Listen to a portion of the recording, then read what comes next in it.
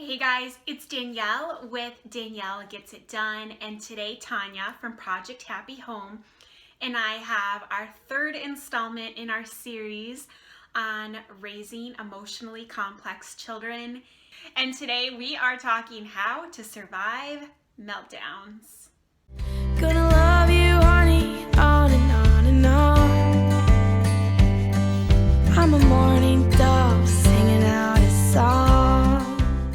After you watch this, be sure to check out Tanya's video, which will be linked below. In the past year, I have totally transformed both how I view meltdowns and how I deal with them, and it has transformed our house. My son still has meltdowns, but now I am able to stay calm mostly during them and kind of guide him so that they happen a little less frequently and we can get through them more quickly and on with our day.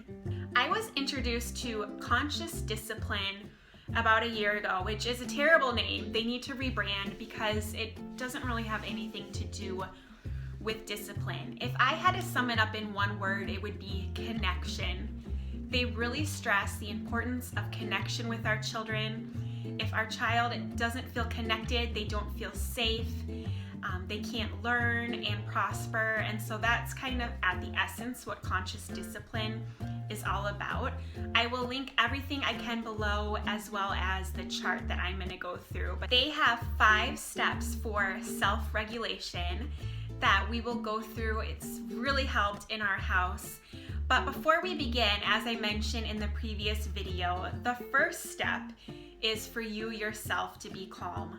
We feed off of each other's energy, and if we allow our kids' meltdowns to trigger us into yelling and getting angry toward our children, it will only make it worse. I'm sure we've all been there. So take a couple minutes to calm down yourself before you begin these steps. I've done it both ways. I fail at this every week, and I do it the yelling way and the calm way, and the calm way makes a world of difference. So give it a try. I will link this handy chart below, but the first step is the child becomes upset. And that can happen for a variety of reasons, and I'm sure we all can share some great war stories. Step number 2 is we need to get our children to begin to calm down. There is no reasoning with a child during the peak of a meltdown. Their brain is in fight, flight, or freeze mode, and so giving consequences or reasoning with them is just not, it's a waste of energy. Their brain can't handle that. We first just need to get them into a safe space and get them to start breathing deeply so that they can begin to calm down. So you might want to consider designating a safe space in your house that you and your child can go to when they calm down. In our home, it's as simple as the corner in his bedroom, and we have pillows and blankets and visual charts and some fidget toys, and that's our designated space. You might view this like a timeout in that our child needs a break in order to calm down, but it's not a punishment, and we stay connected and loving toward our children during this process. So it's kind of the same, but a lot different in that sense. And then once we're in the safe space, our kids need to breathe. We want them to breathe at least 3 deep and slow breaths so they can start regulating their system. So again, some charts will have some different exercises that you might want to do. My favorite, or James's favorite, I guess, is the hot cocoa method. A teacher taught me this. So you hold your hand and pretend it's a delicious hot cup of yummy smelling hot cocoa. And with your nose, you want to smell in that chocolatey scent. And then because it's too hot to drink, with your mouth you blow on it. And again, you want your child to at least breathe 3 deep and slow breaths before you move on. Sometimes James is too upset to have any time for these breathing exercises, so I will simply sit there and be there for him in silence, and I myself will breathe slowly and deeply in an exaggerated way and eventually he is gonna emulate me and we will sync up together. This might take 15 minutes. It might take a long time for this step. Step number 3, I view meltdowns as a bell curve. So they get ramped up, and then this is the worst part. This is fight, flight, meltdown, and then they're slowly coming down.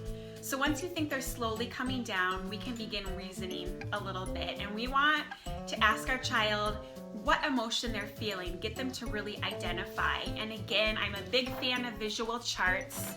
So you can have a chart of different faces with the different words for feelings and have them identify how they're feeling. It's important that they can verbalize that. If they're too young to actually verbalize it, if they can point to it. And then I let James know that feeling these big feelings are okay. James, you are really angry and frustrated right now because I said it was time to turn off the TV and I turned it off. And so you're feeling angry. And it's okay to feel angry. I feel anger every day. I know how that feels and it's not fun. It's okay to feel angry. What's not okay is to throw your toy across the room at the wall. That's not safe behavior. So once our child is able to verbalize or point the feeling that they are feeling, it's time to move on to step number 4, which is to choose an activity to help them to more fully calm down so we can get completely out of meltdown zone.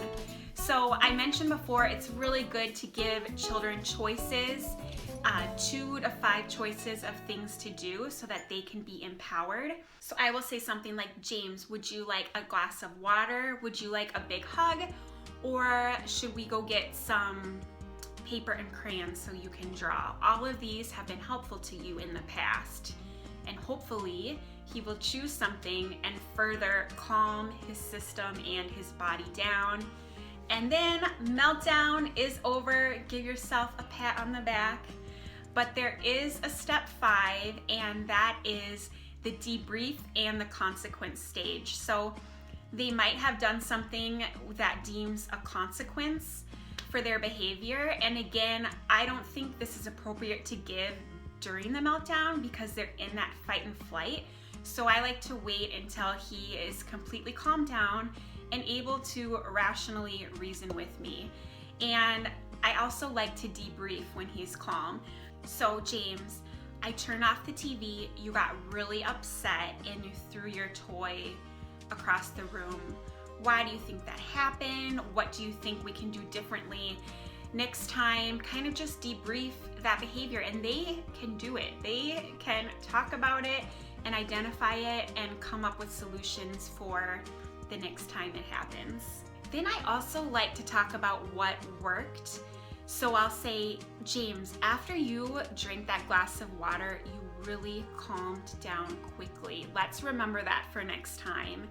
And aren't you so proud of yourself that you calmed down on your own? So of course I'm proud of him, and there's nothing wrong with me saying I'm so proud that you calmed down, but what I really want is for him to internalize it. I want him to feel good and to calm down because he wants to calm down and he is proud of his actions and how he feels when he is calm. So I really like to say, aren't you proud of yourself? I think that can be a good twist and a good tool. And then lastly, as I said before, this would be when a consequence is given or a solution to the problem. So James, I'm so happy that you and I are calm. Now it's time to pick up that toy you threw and then let's get on with our day and move on.